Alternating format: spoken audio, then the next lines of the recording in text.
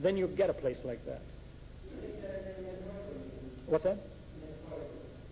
Oh, there's companions in that? Well, that's metaphorical only in the same sense as the fruit is, you see. That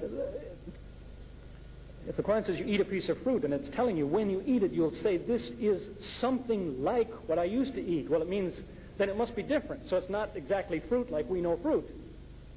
But in a way that is familiar to us, it's something like fruit. That's what I'm saying of companions. You might say metaphorically, in that it could be companionship and it would remind us of what good companionship is like, but then again it's something we don't imagine. It's so much better than that. So that paradise is familiar, but more than you can expect. Okay?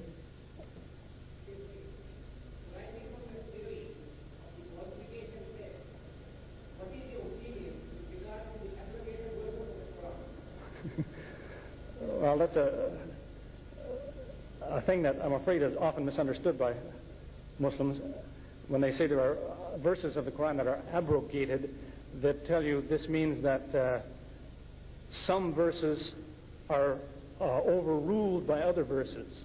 That is, a verse says this, but another verse tells you that's not true anymore. There's no such pair of verses in the Qur'an. It's impossible. The Qur'an says it doesn't have any contradiction, so how could there be one verse that tells you something different than another verse?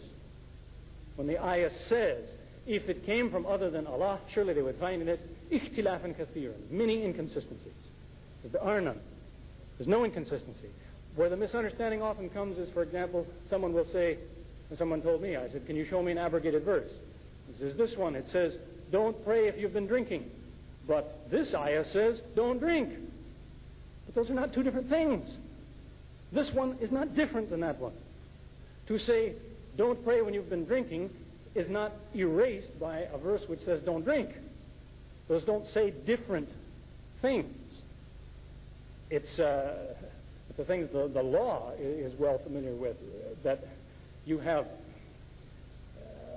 in effect, all you need is one law, if that's the case. The law says behave. And that eliminates all the other laws. But it doesn't. And it's in that same spirit that you may find this misunderstanding among people. They say, another example is people will say, the Qur'an says, don't take a second wife unless you can treat them equally. But they say, in this verse, it says you can take 4. So that's a contradiction. But it's not a contradiction. The one is a qualification, the other is a limitation. It's called a contradistinction, or what is contrapuntal, but it's not in conflict. Saying don't have more than one if you can't treat them equally is not the opposite of saying don't take more than 4.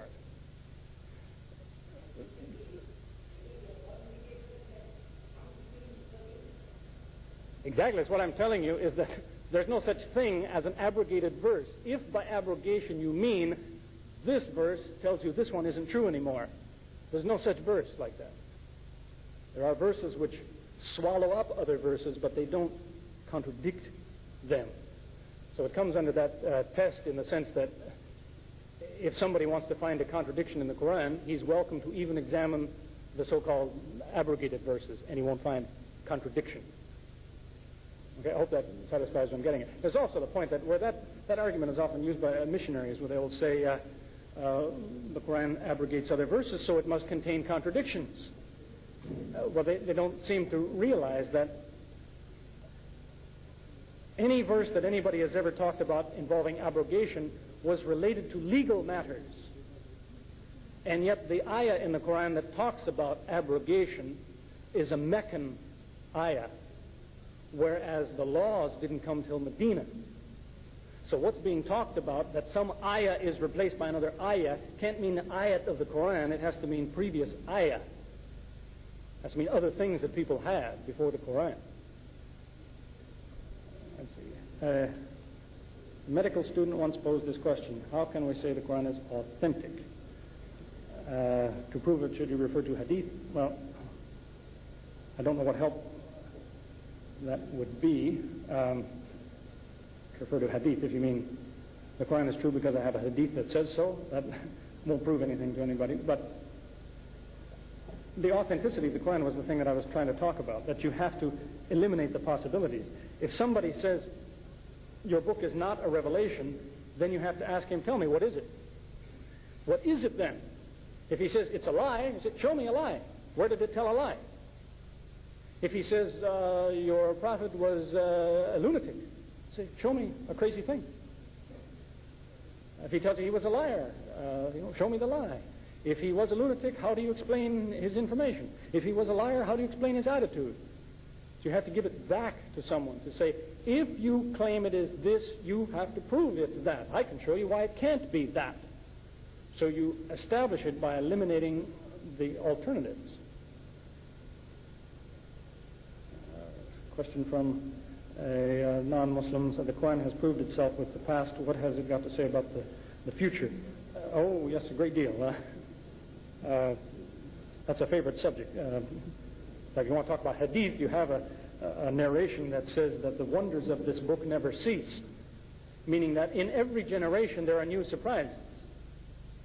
History may continue for 10,000 years, and there will still be Muslims saying, I never noticed that before. That's amazing. Something new in every generation. What it has to say about today, there's a lot of ayat. I mentioned one there concerning the origin of the universe. It also mentions certain things that people expect to find. It tells you, for example, in an ayah, which has a very interesting construction, it tells you about the dabba. And the dabba is any kind of an animal that crawls. It tells you dabba live in the heavens and on earth. Which is telling you someday somebody evidently is going to find a dabba somewhere else. Some crawling, living thing, someplace else. Because it mentions the dabba in the heavens, the earth, and the places in between them. So as far as you see and where you are and all the places in between there's dabba. No one's found one yet, but see, that's the thing that when it is found, the Muslim can say, I knew it. It must be true. The Qur'an says so. That's an example of that kind of thing. It mentions what some are now, in fact, it was just in the newspaper that I was looking at. Let's see, the brother's got on his knee there now. When it's talking about Halley's Comet, is due to appear in February, March, 86. It tells you where do all these comets come from. And it talks about a thing called the Oort cloud, which is like, you might say, a shell around the solar system containing these balls of ice and rock, and this is where the comets seem to originate. So the theory goes. And they named the place after this astronomer named Oort. But that seems to be what the Qur'an is talking about when it talks about a wall, a division, a barrier, a line, a boundary at some certain distance as you leave the earth. Remains open to discussion, but that's the kind of thing that the early Muslim astronomers, mathematicians, biologists, medical men, chemists, and so on, that's the kind of thing that guided them. They'd see some little thing in the Qur'an and say, that looks interesting. What will I find if I look? And they found a lot of surprising things. Okay. Oh, I'm sorry, I've got still more here. You referred to the Messiah being killed by Jews. Isn't it true the Messiah was substituted and will return?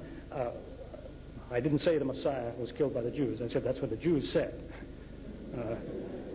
And that, in fact, is what is the point that is made in the Qur'an. It says the Jews said, we killed the Messiah. And then it goes on to say they were mistaken. They didn't kill him. They thought they did. That's what it looked like. It does not specifically say in the Qur'an that somebody was substituted. It simply says it